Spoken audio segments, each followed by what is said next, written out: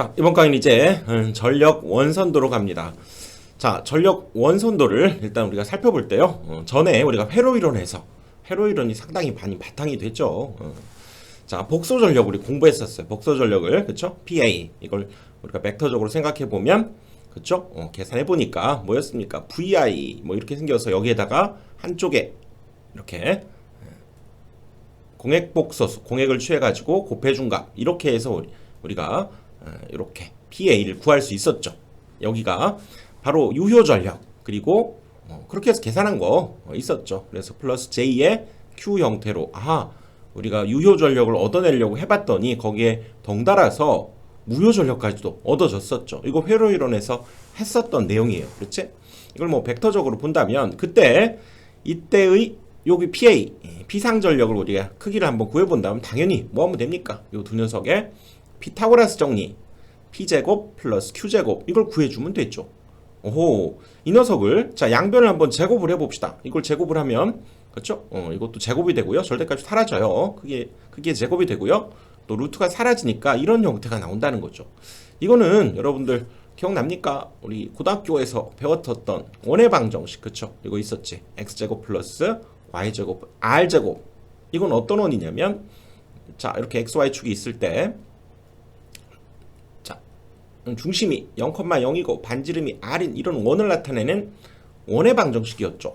이게 원을 나타내는구나. 그쵸? 유효전력과 무효전력의 것을 가져다가 이렇게 만들어 보니까 피상전력과 이런 원의 관계가 만들어진다는 거죠. 이렇게 원이 그려지고 그러면 얘가 x축, y축, 그래서 x축을 유효전력, 이쪽을 무효전력으로 해서 이런 원의 형태가 식이 만들어진다 그 얘기죠. 그래서 만약에 이쪽에 어떤 P만큼의 유효전력이 있을 때 이만큼의 무효전력이 있다면 요 녀석이 바로 그때 피상전력 이런 관계가 성립하는 것이 바로 원의 그림이 그려지는구나. 그래서 이 전력의 원선도다 이렇게 얘기하고요.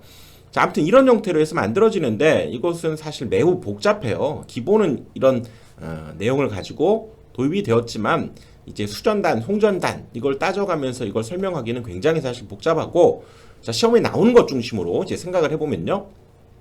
자, 이렇게 전력 원선도의 이제 특징을 한번 생각을 해보면, 그쵸? 방금 얘기했던 대로 가로는 유효 전력, 세로는 무효 전력이 되고요.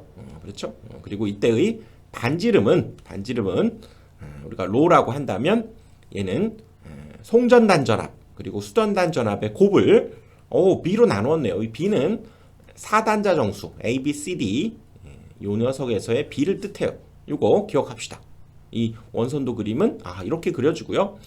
그 다음에 전력 원선도에서 구할 수 있는 것들은 사실 상당히 많아요. 뭐 한번 볼까요?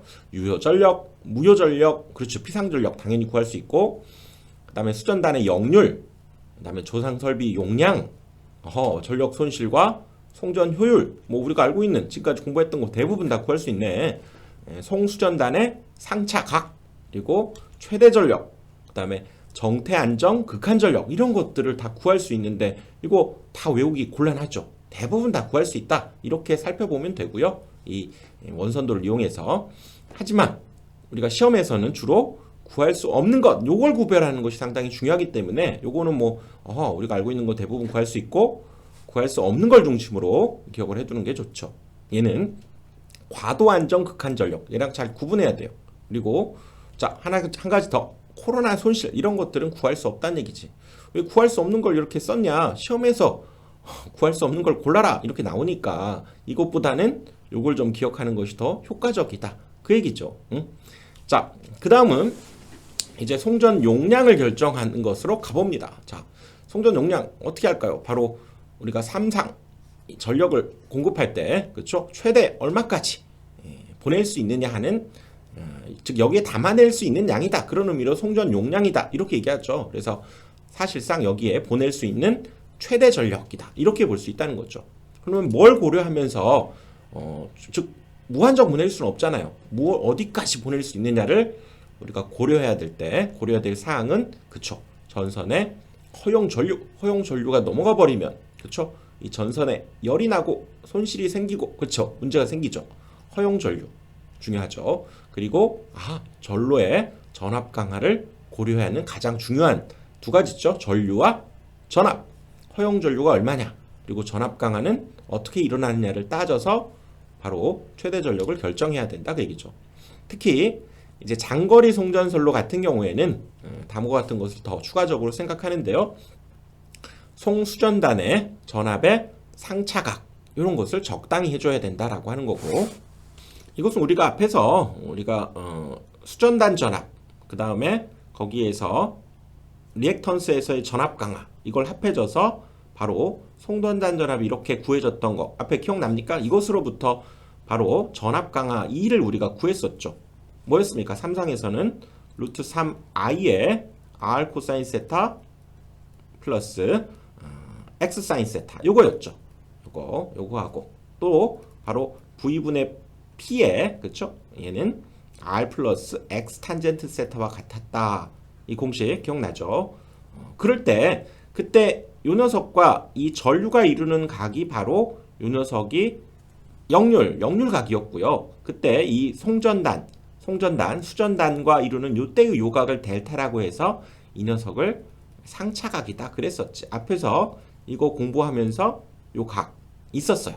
바로 이 수전단과 송전단이 이루는 그때의 이 상차각이 적당해야 된다라고 하는 거고, 그 다음에 우리가 전 시간에 살펴본 대로 조상기 용량이 이 선로의 길이 이런 거에 따라서 적당한지 이런 것들을 살펴야 된다 그 얘기죠. 또 송전율이 적당해야 된다. 당연하죠. 그 다음에 이제 그렇다면 이 송전선로를 통해서 우리가 보내는 전력에서 가장 경제적인 전압을 결정해 보자 그 얘기죠. 역시 마찬가지로 선로의 어떤 이 전선의 크기라든가 여러 가지 요소들을 따졌을 때 가장 경제적인 송전 전압 여러 가지 요소들이 있겠죠. 그걸 결정하는 식을 스틸식이다 이렇게 얘기하고, 이거 외워야죠. 시험에 잘 나오지. 그래서 그때의 경제적인 송전 전압 V를 다음과 같이 결정하는데 5.5의 루트 0.6L 플러스 100분의 P, 그리고 얘는 킬로볼트가 단위가 되고요. 그때 이 L은 그렇죠. 송전 거리를 뜻하고 킬로미터, 그리고 이때의 P는 우리가 얼마만큼의 전력을 보낼 것인가 라고 했을 때의 그 P를, 그렇죠? 전력을 대입해서 구해낸 가장 경제적인 송전 전압을 결정하는 식, 스틸식 이거 있었죠. 자, 비교를 해보자면 전선의 굵기를 가장 경제적으로, 전선의 굵기를 경제적으로 결정하는 그 법칙을 뭐라고 했습니까? 걔는 짠돌이 켈빈이었죠. 켈빈의 법칙. 전선의 굵기를 결정하는 것은 켈빈이었고요. 가장 경제적인 송전 전압을 우리가 찾는 식은 바로 스틸식이다. 둘을 잘 구분해야 되겠죠. V는 5.5의 루트 0.6L 플러스 100분의 P 기억합시다. 그래서 제가 좋아하는 닭갈비집이 브랜드 광고해도 되나? 5.5라고 하는 닭갈비집이 있어요. 우리 동네. 거기를 굉장히 좋아해요. 그래서 5.5라고 하는 그 닭갈비집에 갔더니 그 이 집같이 생겼잖아요. 그치? 집에 가면 그 집에서는 1인분을 0.6리터씩을 줘요. 오호, 0.6리터를 일단 닭갈비 볶아 먹으라고 0.6리터를 주고 거기에다가 펩시콜라, 코카콜라 말고 펩시콜라를 한 병에 100원씩 걔는 그 집은 그렇게 서비스로 줘요. 공짜는 아니고 펩시콜라를 한 병에 100원씩 준다. 0.6리터. 아하, 스틸이라고 하는 5.5 닭갈비집에 갔더니 0.6리터씩 줘요. 1인분에. 그리고 바로 펩시콜라를 한 병에 100원씩 준다. 자, 이렇게 말도 안 되지만 자, 의미를 부여해서 외워봅시다. 자, 그 다음에 송전선로 최대 전력으로 갑니다. 송전선로의 최대 전력에서의 계산법. 바로 먼저 고유부하법이 있는데요. 고유부하. 바로 우리 뭡니까? 전력 P는 R분의 V제곱 요걸 이용한 거죠. 우리가 교류에서는 선로에서의 R 대신에 임피던스를 사용하니까, 그치? 오호, 그럴듯하죠. R분의 V제곱 Z분의 송전단 전압의 제곱 이렇게 구해지고요. 그리고 이 녀석 임피던스 뭡니까? 특성 임피던스 이 녀석은 루트 능이었지. 루트 능. 오호, 이렇게도 얘기할 수 있는데, 자, 여기를 한번 살펴보면 우리 자 이렇게 송전선로가 이렇게 있으면요, 여기에는 L과 C가 있죠. C 이렇게 있어서 이 전력을 높이려면 얘를 어떻게 줘야 됩니까? 이 값을 낮춰야 전력이 올라가죠. 얘를 낮춘다는 것은 바로 뭡니까? 얘를 낮춘다는 것은 복도체, 다도체를 쓰게 되면 그쵸? 여기 L 값은 감소하고 그쵸? 그 다음에 정전 용량 C는 증가하죠. L은 감소하고 C는 증가하게 돼 있어. 한번 볼까요? L이 감소하고 C가 증가하니까 전체적으로 이 값이 작아지고 당연히 루트 값도 작아지죠. 그래서 이렇게 해서 최대 전력을 키우려면 송전선로에 보낼 수 있는 최대 전력을 키우려면 복도체, 다도체를 쓰는 이유가 여기에서도 우리가 살펴볼 수 있다가 얘기죠. 그 다음 용량계수법인데요. 용량계수법은 선로의 길이를 고려해서 결정하는 방법이고요. 바로 계수, 그쵸? K라고 하는 상수, 계수를 붙여서 여기에서는 길이 L분의 VR의 제곱 이렇게 되고요. L분의 VR의 제곱.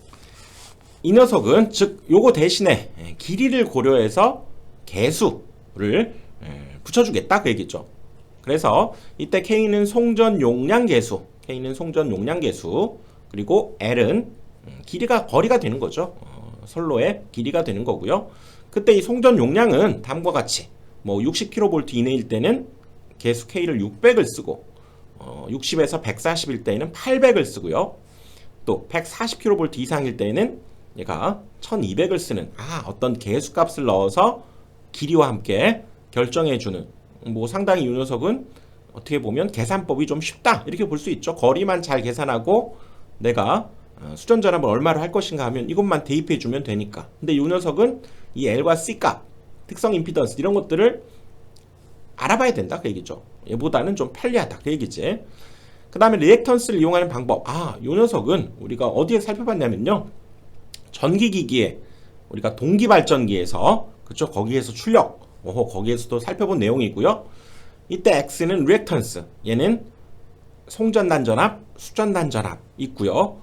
여기 사인 델타는 역시 얘는 아까 얘기했던 대로 상차각, 거기에서 송전단과 수전단 전압 사이의 차, 그 상차각을 델타라고 했을 때 사인 델타, 이게 바로 리액턴스를 이용한 법이다 이렇게 되고. 자, 이 녀석들은 지금 이 녀석은 지금 여기 메가와트를 지금 여기 메가와트로 고쳤고요. 메가와트를 지금 쓰게 되고, 이 용량계수법 이 녀석은 킬로와트를 쓰고 있다는 거 비교를 해봅시다. 자, 그 다음 이 델타는 상차각이라고 했고요. 바로 우리가 동기 발전기에서도 살펴봤었는데 바로 이 녀석이 90도일 때 최대가 될 것이다. 왜? 바로 사인 값은 사인 90도일 때가 최대 얼마? 1이 되니까 그쵸? 90도일 때 최대가 되고요. 그래서 이걸 한번 살펴보면 우리가 이 리액턴스에 얘가 반비례한다는 걸 알 수 있죠. 그래서 송전거리가 만약에 멀어진다면 그쵸? 선로가 이렇게 길게 되면 거기에서의 이 L값, 이 리액턴스 값이 유도성 리액턴스가 커지면서 바로 이 값이 커진다는 건 뭡니까? 바로 이 최대 전력, 그쵸? 이 값을 작게 만들어 버리기 때문에 즉 송전 용량이 작아진다. 그래서 송전거리가 멀면 그만큼 송전 용량도 작아지는 이유가 이걸 보니까 또 알 수 있겠다 그 얘기죠. 자, 이번에는 전력의 계통 연계로 가봅니다. 자, 전력 계통을 병렬로 운전을 해서 연계를 하게 되면 규모가 증대가 되고 또 계통의 임피던스가 감소하게 된다 그 얘기죠. 자, 발전기가 이렇게 있고요. 송전단, 수전단 이렇게 1대1로만 해버리면 그쵸? 어떤 융통성이나 이런 것들이 적고 그렇지? 하지만 이렇게 여러 개의 송전단, 수전단 이렇게 있을 때 이렇게 하나하나 1대1 방식이 아니라 또 이쪽에서도 이쪽으로 가고 이쪽에서도 이쪽, 저쪽 이렇게 서로 연계를 해서 이렇게 만들어주게 되면 장단점이 있다는 거죠. 자, 장점을 한번 살펴보면 자, 설비 용량, 즉 공급 예비력을 절감시킬 수 있다는 거죠. 만약에 예를 들어서 이 녀석을 자 100을 공급할 수가 있어요. 근데 이 녀석이 자 50을 사용하는 수전단에서 이렇게 사용한다. 이렇게 보면 만약에 1대1로 한다면 얘를 사용하려면 이거 반드시 살려야죠. 하지만 이렇게 계통을 연계해서 연결해버리면 이 전체를 잘 보니까 얘는 늘 150만 써. 근데 300을 돌릴 이유가 없다는 거죠. 즉 이거 하나를 샥 멈추게 해서 여기 200만 돌려도 된다 그 얘기죠. 그치? 그 얘기는 즉 1대1로 했을 때 그쵸? 그때에 비해서 요 녀석을 뭔가 설비 용량을 절감시킬 수 있다라고 하는 장점이 있다는 거죠. 그리고 또 예를 들어서 얘가 고장났을 때 그치? 오호 뭐 3개를 돌리다가 얘가 고장났으면 이 2개로도 또 안정적으로 전력을 공급할 수 있어서 신뢰도가 증가한다 이렇게 볼 수 있겠죠. 그리고 역시 여러 개를 이렇게 하다 보니까 전압 주파수가 서로 안정이 된다 이렇게 볼 수 있어요. 자, 단점은 뭘까요? 단점은 뭔가 진짜 사고 났을 때 파급이 확대될 우려가 있다는 거죠. 자, 얘를 이 상태에서 얘를 멈추고 이렇게 200을 써서 공급하고 있었어요. 근데 갑자기 이 녀석들이 전력을 높여. 얘가 막 70, 80, 얘는 90 이렇게 올렸다고 합시다. 그러면 총 얼마입니까? 150에 240이니까 이걸 넘어가 버리죠. 그럴 때 바로 뭐가 됩니까? 이 녀석이 블랙아웃이 되죠. 이 녀석 2개가 다 꺼져버린다 그 얘기죠. 얘를 감당 못 해버리니까. 그러니까 전체적으로 사고가 다 확대가 돼버린다 이런 우려가 있다 그 얘기지. 그래서 또 한 가지는 단락 전류가 증대된다는 거죠. 바로 임피던스가 감소하다 보니까 1대1 연결했을 때보다는 그쵸 단락되었을 때 전류가 커진다 이렇게 볼 수 있겠지. 그치? 그리고 또 이렇게 복잡하게 솔로들이 얽혀 있다 보니까 바로 통신선의 전자유도 장애도 증가하는 단점이 있다. 그쵸? 충분히 이해가 되지. 자, 이렇게 해서 3장 좀 길었네요. 그쵸? 송전선로의 특성 우리가 쭉 한번 살펴봤고요. 상당히 중요한 부분이죠. 실기하고도 연관돼 있기 때문에 반복해서 봐주시고요. 자, 다음 이제 4장으로 넘어갑니다.